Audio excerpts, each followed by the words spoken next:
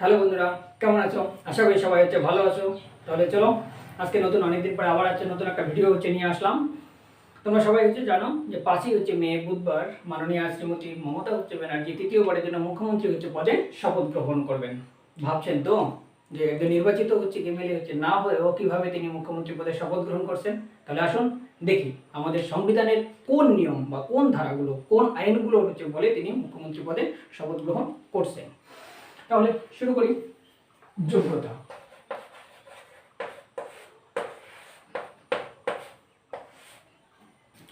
একজন এমএলএ বা কোনো দলনেত্রী মুখ্যমন্ত্রী পদে শপথ গ্রহণ করতে গেলে যে যে যোগ্যতাগুলো তার থাকা দরকার।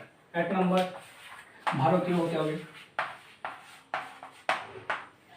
ভারতীয় নাগরিক। 2 নম্বর, বয়স 25 বছর, কমসে কম 25 বছর, 25 বছরের ঊর্ধ্বে হতে হবে। 3 নম্বর, বিধানসভার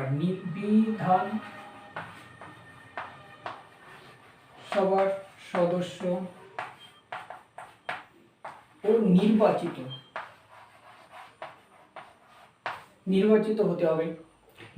হতে হবে। এবার এই পয়েন্টটাই খুব ইম্পর্টেন্ট। এই পয়েন্ট অনুযায়ী আমাদের মাননীয় এই মুহূর্তে নির্বাচিত হচ্ছে না, তাহলে তিনি কোন ধারাগুলো বা কোন সংবিধানের কোন ধারাগুলোর অনুযায়ী তিনি শপথ গ্রহণ করছেন। কি বলছে আমাদের সংবিধান? দেখো, 163 নম্বর ও 164 নম্বর এই আর্টিকেল, এটা ধারা, এই ধারা অনুযায়ী ও এখানে আরেকটা জিনিস আমরা বলে নিই যে রাজ্যের শাসন কার্য 152 থেকে 237 নম্বর ধারাতে 152 থেকে 237 নম্বর ধারা আমাদের রাজ্যের শাসন ব্যবস্থা, বিশেষ করে রাজ্যপাল, মুখ্যমন্ত্রী, মন্ত্রিপরিষদ, এই সমস্ত কিছু শাসন কার্য পরিচালনার ক্ষমতাগুলো এখানে বর্ণনা করা হয়েছে। এটা সংবিধানের টোটাল 22টা পার্ট আছে, তার মধ্যে পার্ট যদি ধরি তাহলে 6 নম্বর পার্টের মধ্যে রয়েছে। কত নম্বর পার্ট? 6 নম্বর পার্টের মধ্যে রয়েছে। এই সমস্ত এখানকার মধ্যে 163 নম্বর ও 164 নম্বর আর্টিকেল বলছে যে যদি কোনো প্রার্থী নির্বাচিত না হন, অর্থাৎ ভোটে পরাজিত হন এবং তার দল যদি সংখ্যাগরিষ্ঠ পায় এবং সমস্ত এমএলএ যদি তাকে দলনেত্রী বা দলনেতা হিসাবে মেনে নেন, তাহলে সেক্ষেত্রে তিনি মুখ্যমন্ত্রী হতে পারেন। 2 নম্বর,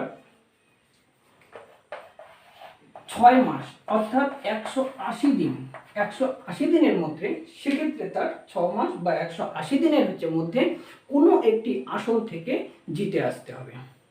এবার তোমরা সবাই জানো আমাদের রাজ্যে, তাহলে আমাদের রাজ্যে মোট আসন সংখ্যা কটা? 294 আসন, বলতে 294 জন এমএলএ। কত? 294 জন এমএলএ। এই 294 জন এমএলএ আমাদের বিধানসভাতে যান নির্বাচিত হয়ে। তাহলে এই 294টি আসনের মধ্যে এবার আমাদের ভোট হয়েছে কতগুলো? 292টি। তাহলে বাকি দুটো কোথায় গেল? একটা জঙ্গিপুর, 2 নম্বর শামশেরগঞ্জ। এই শামশেরগঞ্জের দুর্ভাগ্যবশত সেখানে কোনো নির্বাচন সম্পূর্ণ হয়নি।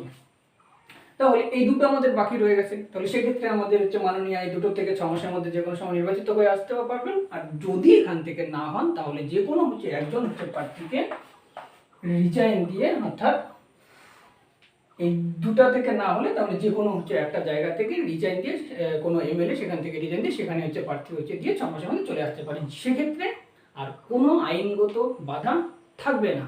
দীর্ঘ 5 বছর তিনি ওই মুখ্যমন্ত্রী পদ সামলাতে পারবেন। তাহলে আসি, এক্ষেত্রে আমাদের উদাহরণ হিসেবে আমরা বলতে পারি যে বিভিন্ন সময়ে, যেমন প্রধানমন্ত্রীর ক্ষেত্রে পার্লামেন্টের ক্ষেত্রে, যেমন রাহুল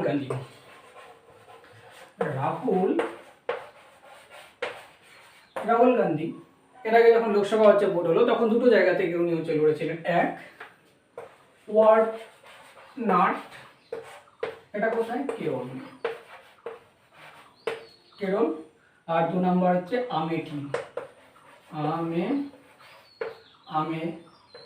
আমেঠি, এখানে মাননীয় শ্রীমতী স্মৃতি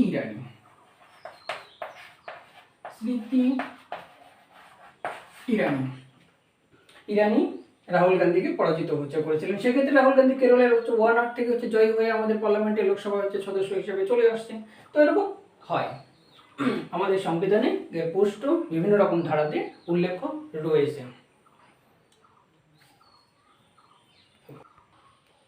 এভাবে তিনি শপথ গ্রহণ করবেন এবং শপথ গ্রহণ করার পর 5 বছর পর আমাদের রাজ্যের সমস্ত দায়িত্ব তিনি পালন করবেন।